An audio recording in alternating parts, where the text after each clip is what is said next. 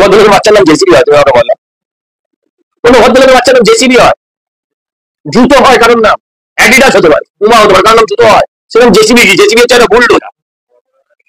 হ্যাঁ, তাহলে ভদ্রলোকের নাম কি মদন মিত্র হয়? আগে হতো, এখন আর হয়? এখন আর কারো কোনো ছেলের নাম মদন রেখেছে? লাস্ট 10 বছর তুমি দেখাও কোন ভদ্রলোকের সন্তান তার বাড়িতে তার ছেলের নাম মদন রেখেছে, তুমি যদি দেখাতে পারো, আমি তোমাকে একদম এখান থেকে নিয়ে গিয়ে সোজা মা ডিম ভাত খেয়ে চলছি, এখন তোমার খাওয়া কি সমস্যা? মদনের কি সমস্যা আমি কি করে বলবো? হয় না, দখল হলো করলে বোঝা যাচ্ছে। তুমি যদি বুঝতে না পারো তাহলে তুমি নেহাতি আম।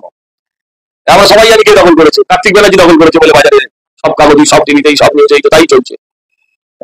বাবু ব্যানার্জির পরিবারের লোকজন যারা প্রতিবাদ করছিল তাদের জিজ্ঞাসা করে কে দখল করলো, ধরছো না, আমাকে ধরি কি, ওদের সব পাপের মাল, কে নিল তাতে আমাদের কি গেল? হ্যাঁ, কে লুট করলো, কে তার উপর বাটফারি করলো, সেটা ওদের ব্যাপার, তাতে আমার তাদের যায় আছে, সব লুটের মাল। 35 বছর 12 বছর আগে গুলো ছিল, হ্যাঁ 12 বছর আগে গুলো ছিল। প্রতিহিংসা করা আলাদা, মানে একজন মুখ্যমন্ত্রী তারও উদাহরণ হিসেবে উঠে আসছে যে তিনিও প্রতিহিংসা করেন, তার বিরুদ্ধে গেলে তিনি তো নিজের ভাইকেও ছেড়ে কথা বলেন। মুখ্যমন্ত্রী থেকে প্রতিহিংসা করানো আর কেউ হতে পারে? পঙ্কজ বন্দ্যোপাধ্যায়কে উনি কোন জায়গায় জঞ্জালে ফেলে দিয়েছিলেন পঙ্কজ বন্দ্যোপাধ্যায় মতো ভদ্রলোককে, সেটা আপনারা ভুলে গেছেন। অজিত পাজা ছিল ক্যাবিনেট মন্ত্রী। ভারতবর্ষের রাজনীতিতে যারা আছেন তারা সবাই অজিত পাজাকে চিনতেন, অজিত পাজাকে চিনতেন এমন মানুষ ছিল না। সেই অজিত পাজাকে কাউন্সিলর বানিয়ে দিয়েছিলেন আমার মতো। হ্যাঁ, তো মুকুল রায় দেখছেন তো কি অবস্থায় আছে। প্রতিহিংসা পরায়ণতায় আমি বলতে পারি মমতা বন্দ্যোপাধ্যায় হিটলারের আছে।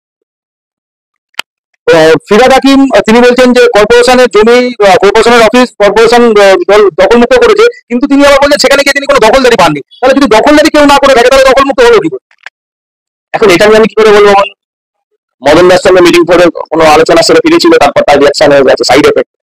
আমি কি করে বলবো? উনি নিজেই বলছেন দখলদারি মুক্ত করেছে, আবার উনি বলছেন দখলদারির কোনো চিহ্ন পাননি। এই যে দুমুখ কথা, তো এই কথার আমি কি উত্তর দিতে পারি বলুন? উনি বলবেন আর আমাকে আমার দায় তার উত্তর দেওয়ার। এটা যে আপনি তৃণমূলের লোক, তারা বলছেন লোকাল পুলিশে কিন্তু আর অপারক বলতে পারবেন না, তারা কিন্তু একদম মুখ্যমন্ত্রী পরিবারের লোকেদের দখল করা সম্পত্তি তারা দখল মুক্ত করছে।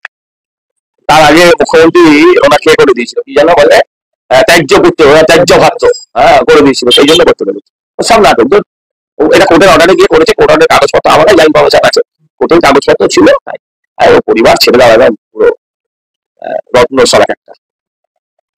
বাবুল ব্যানার্জি তিনি দেখা গেল প্রথমে টিকিট চাইলেন, তারপরে মুখ্যমন্ত্রীর সঙ্গে, তারপরে তার অফিসটা এই মুহূর্তে দখল হবে। আমি বলছি মমতা ব্যানার্জির ভাইয়ের অবটা কিসে? তিনি কেন রাজনীতিতে নামতে চাইছে? তিনি কেন দল করতে চাইছে? কেন সংগঠন করতে চাইছে? কেন মুখ্যমন্ত্রীর বিরুদ্ধে যাচ্ছে? অভাবটা কিসের? অভাব ছোটবেলায় কবিতাটা পড়েছিল, রাজার হস্ত করে সমস্ত গরিবের ধনচুরি। আচ্ছা, রাজার কিসের অভাব করতে পারে? আচ্ছা আমাকে বলতে পারো, এই যে ধরো বড় বড় ব্যবসায়ী আছে, তাদের অভাব কিছু, তবু তারা খেটে যাচ্ছে, সারাদিন ধরে করে যাচ্ছে, দৌড়ে যাচ্ছে। আসলে এটার কোনো শেষ নেই, চাহিদার কোনো শেষ। সে রাজা হোক কিংবা কোনো সাধারণ মানুষ, মানুষের চাহিদার কোনো শেষ নেই। আপনি যখন দেখবেন আজকে আপনি 10,000 টাকা রোজগার করেন, 10,000 টাকাতে সংসার চালাতে কষ্ট হয়। কালকে 1 লাখ টাকা রোজগার করবেন, জীবনযাত্রাটাও আপনি সেরকম তৈরি করে নেবেন না, দেখা যাবে যখন 1 লাখ টাকাতেও জীবন চলছে। তো এটাই ওর, এর কোনো চাহিদার কোনো শেষ নেই। আর এদের প্রত্যেকের দেখো ভাই, এত বড় বড় সংসার, বাড়ির ভেতরে, বাড়ির বাইরে, বাড়ির পাড়ার ওপারে, পাড়ার ওপারে, এত সংসার টানতে হবে, অনেক খরচা। তাহলে বাবুল ব্যানার্জির জন্য তার মেয়ে ময়দানে নাম লেখানো হবে, ওদের নিয়ে আর বেশি কথা বলে। আমি কারণ বাড়ির মেয়ে পেয়ে ভালো হয়েছে, ময়দানে নেমেছে, যেখানে পারেন নামো, এটা নিয়ে শেষ রক্ষা হোক। আমি এটা নিয়ে, এদের নিয়ে কেন কথা বলবো? পলিটিক্যাল লোক, হুইজ বাবুল ব্যানার্জি, আমি এদের নিয়ে কথা। মমতা ব্যানার্জি ভাই মানে কিছু পলিটিক্যাল লোক?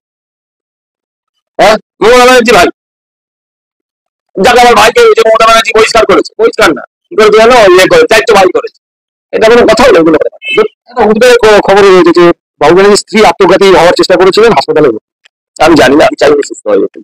ওই বাড়িতে আগে অনেক ওনার ভাইয়ের বউ আগেও আত্মহত্যা করেছেন, আবার যেন সেম ঘটনা রিপিট না ঘটে। আর কোনো মানুষের মৃত্যু আমি চাই না, কেউই চায় না, কোনো সুস্থ ভদ্রলোক নিশ্চয়ই চাই না। মুখ্যমন্ত্রীর পরিবারের বিরুদ্ধে 35টা প্লট এবং 35টা বাড়ি, 70টা প্রপার্টি দখল করার অভিযোগ রয়েছে কালীঘাটে।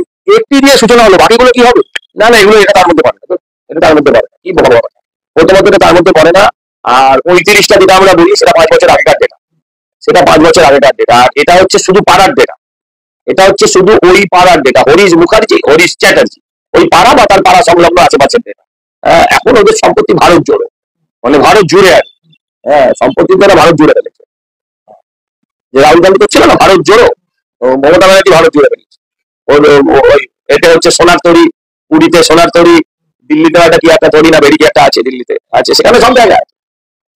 ওটা হচ্ছে ভারত জোড়ো। দীঘা সর্বত্র আছে, সর্বত্র আছে। সিং অ্যারেস্ট হয়েছে, আদিবাসী কথা বলো কেন? ক্যামেরার সামনে তুমি মুখ দিয়ে বলতে অ্যারেস্ট হয়েছে, তোমার লজ্জা করে না বলতে? যখন তোমার লড়বে, একটা লোক আত্মসমর্পণ করলো, তাকে ছোট করে তুমি বলছো অ্যারেস্ট হয়েছে, ওদের লজ্জা লাগা উচিত, লজ্জা লাগা উচিত। তাজমুলের কি অ্যারেস্ট হয়েছে? আত্মসমর্পণ করেছে। হ্যাঁ, আত্মসমর্পণ করেনি, পুলিশের কাছে গিয়ে আত্মসমর্পণ করে ভিক্ষা চেয়ে ওকে নিয়ে এসছে, বলছে আমাদের চল, নয়তো চাকরি নিয়ে টাকা নিয়ে হবে পুলিশে। তাজমুলের চাকরি নিয়ে খেতে হবে, তাজমুল বলো, জেসিবি বলো,